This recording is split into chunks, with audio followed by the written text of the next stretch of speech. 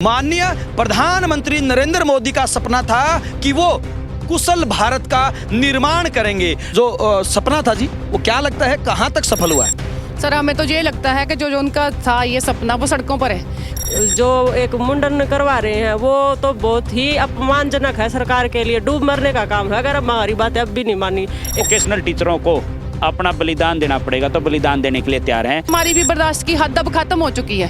National pillar बोलते हैं लोग हमें कि शिक्षक है, गुरु का दर्जा दिया हुआ है, और क्या हो रहा है हमारे साथ। विधानसभा तक जाएंगे और विधानसभा तक पहुंचकर उसके सामने बहुत बड़ा प्रदर्शन करने का काम करेंगे, जो कि आज तक हरियाणा के इतिहास में नहीं हुआ। तो नेता इनसे दावे करते थे, पहली कलम से इनको नियमित करने की बात करते थे, वही नेता आज गायब हैं, वही नेता आज नदारद है। एक रणनीति ऐसी बना रखी है कि हम वहाँ पर कुछ बड़ा ही करेंगे सर। यहाँ तक कि हमने तो ये सोचा अगर हमें आत्मदाह देकर भी अपनी नौकरियाँ, जहाँ हमारा सम्मान बस लेना पड़ा तो हम वो भी लेंगे, पर इस बार हम पीछे नहीं हटेंगे। ये होते केस वो बिल्कुल आभूषण सबसे मेन आभूषण होता पुरुष के लिए, लेकिन वो भी नहीं मान रही सरकार, इतनी नीचता पर आई हुई है। ये बहुत ही शर्म की बात है, और हमारे हिंदू धर्म में भी बहुत शर्म की बात है, सरकार के लिए भी शर्म की बात है। सुनिए प्रधानमंत्री जी, सुनिए मुख्यमंत्री जी, सुनिए तमाम राजनेता, आखिरकार किस प्रकार से राष्ट्र निर्माताओं को अपनी मांगों को मनवाने के लिए दर दर की ठोकरें खानी पड़ रही है। अब हमने यही निश्चय लिया है कि हम अपने पुरुष साथियों को पीछे छोड़ के महिला बागडोर संभालेंगे 20, 21 और 22 के धरने पे।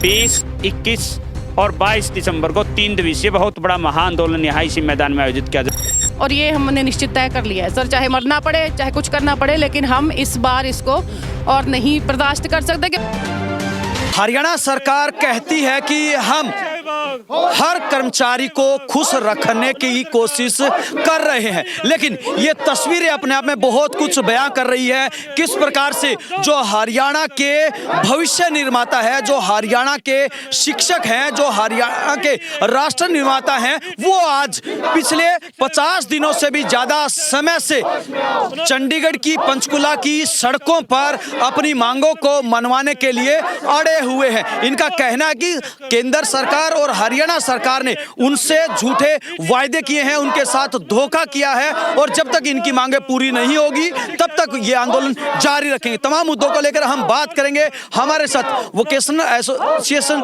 के जो प्रधान है अनूप ढिल्लो हमारे साथ मौजूद है, उनका क्या कुछ कहना है। ढिल्लो साहब, तकरीबन 50 दिन से ज्यादा का समय बीत गया है, क्या कड़कड़ाती ठंड की बात हो या फिर तपती दोपहरी की बात हो, पिछले तमाम लंबे समय से आप आंदोलन कर रहे हैं, कहां तक आंदोलन पहुंचा है? आपको क्या लगता है सरकार क्यों नहीं मान रही आपकी मांगे?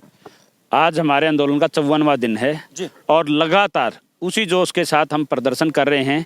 2 बार महाआंदोलन बुला चुके हैं, अब तीसरे महाआंदोलन की तैयारी है, और हम सरकार से बार बार निवेदन भी कर चुके हैं, लेकिन सरकार अपनी उसी बात पर आज तक अड़िग है। 25 नवंबर के बाद आज तक भी 20 दिन बीत जाने के बाद भी सरकार ने वार्ता के लिए नहीं बुलाया। ये बहुत ही शर्म की बात है।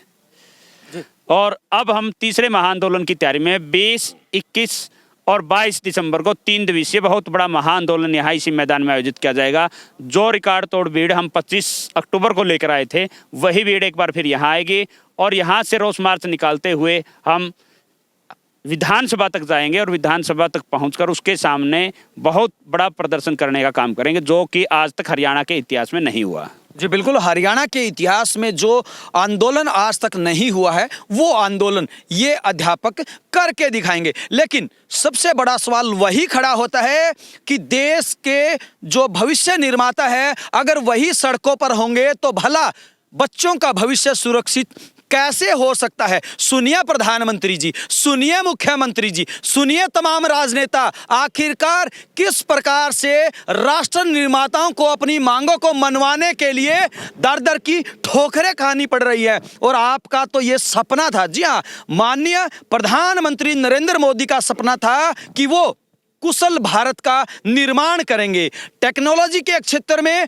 भारत को नंबर 1 बनाएंगे। तमाम जो कोर्सेस जो जारी किए गए थे, वो नरेंद्र मोदी ने सपना देखा था कि मैं पूरे भारत को एक नया आयाम दूंगा। लेकिन वही अध्यापक आज किस प्रकार से अपनी बर्बादी पर आंसू बहा रहे हैं, उन्हीं की जुबानी आपको सुनवा रहे हैं। प्रधानमंत्री जो सपना था जी, वो क्या लगता है कहां तक सफल हुआ है?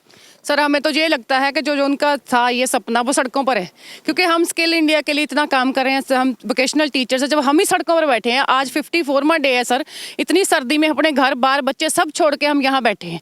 अब हमारे से तो सहन और नहीं होता, और अब हमने यही निश्चय लिया है कि हम अपने पुरुष साथियों को पीछे छोड़ के महिला बागडोर संभालेंगे 20, 21 और 22 के धरने पे।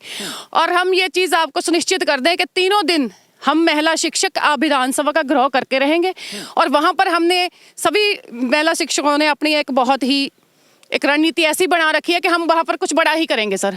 यहाँ तक कि हमने ये सोचा अगर हमें आत्मदाह देकर भी अपनी नौकरियाँ जहाँ हमारा सम्मान बस लेना पड़ा तो हम वो भी लेंगे, पर इस बार हम पीछे नहीं हटेंगे। जी बिल्कुल, इस बार पीछे नहीं हटेंगे।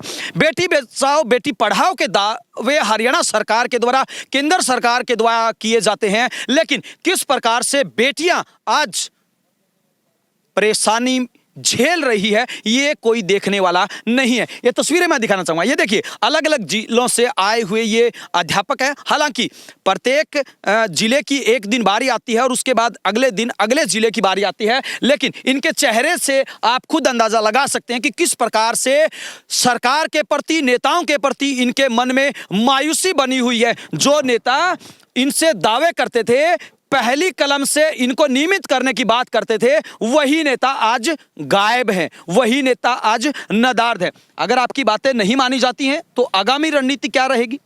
सर हम तो अनिश्चितकालीन धरने पर बैठे हैं। जब तक हमारी मांगे पूरी नहीं होती तब तक हम नहीं हिलेंगे, और मुझे इतना यकीन है कि जब हम 20, 21, 22 को विधानसभा का घेराव करने चाह रहे हैं तो सरकार हमारी मांगों के आगे जरूर झुकेगी और उनको हमारी मांगे माननी पड़ेंगी। और हम तो ये सोच रहे हैं कि हम तो 20, 21, 22 को अपना हक लेके यहाँ से जाएंगे, और ये हमने निश्चित तय कर लिया है सर, चाहे मरना पड़े चाहे कुछ करना पड़े, लेकिन हम इस बार इसको और नहीं बर्दाश्त कर सकते, क्योंकि सर हमारी भी बर्दाश्त की हद अब खत्म हो चुकी है।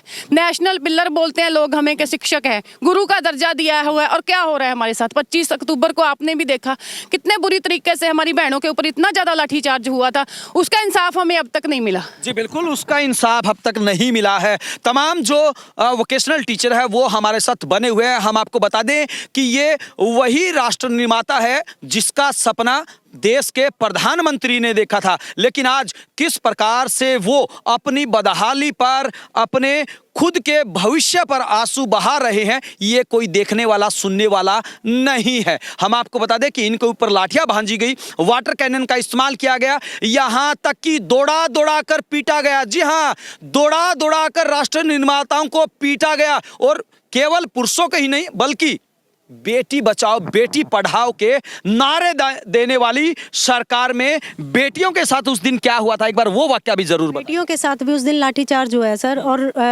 जेंट्स पुलिस कर्मियों ने भी हाथ उठाया है महिलाओं के ऊपर, और ये सारी हमारे पास रिकॉर्डिंग्स भी हैं और हमने सबूत दे भी रखे हैं सर। तो नेताओं को लेकर किस तरह से देखती हैं?